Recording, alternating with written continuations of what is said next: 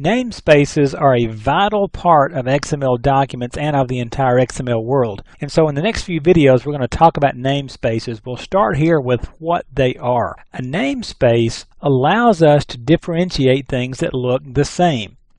The idea with XML is that anybody in the world can create their own markup language with their own tags. Well, what happens when two people create the same tag? Well, this happens every day in life, even though we don't even think about it. But think about this. How many Bob Smiths are there, say in Nashville, where I live? Probably, I don't know, a couple 100,000. No, not that many, but once I meet somebody who says he's Bob Smith, and then I meet somebody else who says he's Bob Smith, I automatically think, oh, wait a minute, that's the Bob Smith who works for, some company, or that's the Bob Smith who plays guitar, or something like that. Notice what I'm doing there. I'm applying a namespace. I'm putting Bob Smith in a separate namespace based on something about who he is, what he does, and so forth. Think about this. What if we've got a cost tag in an XML document that I create for use with my company, and VTC, Virtual Training Company, has a cost tag that they've created in their XML documents for their side? How do we differentiate these tags if we put the two documents together? Well,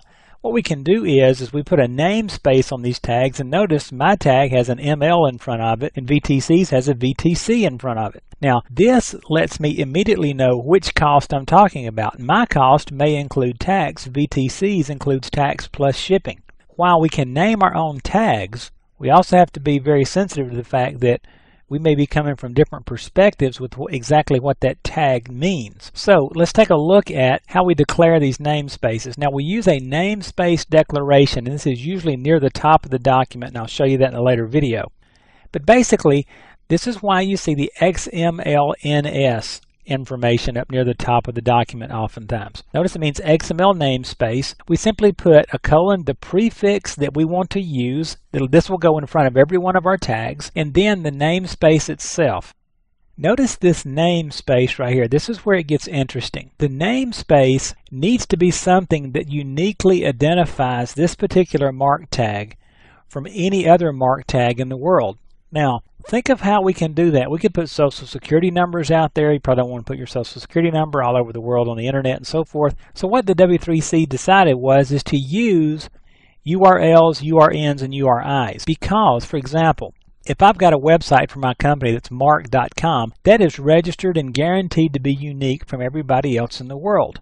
Well, hey, that's exactly what I need. Do notice something here, and keep this in mind. Just because I've created a namespace called mark, and it's associated to http://mark.com/ns/people. That does not mean that if you go to this address, number one, that this address even exists in this form, or that there's anything at this address that has anything whatsoever to do with this namespace. It is simply used as a unique string of characters to uniquely identify this particular namespace from any other one on the planet. Now, I may have a website at www.mark.com. If there's one out there, it's not mine, by the way. Most people will put a /ns so that they can see that this is a namespace only, and then they may put something on the end here that has to do with the document they created it for. Whatever your nomenclature is, know what it is. But this takes care of the uniqueness for all the individual namespaces. Now, this namespace declaration right here can either be a URL, that's a Uniform Resource Locator, used to be called the Universal Resource Locator. I love it when our acronyms change. URI, Uniform Resource Identifier, or the URN, and I won't go into the differences.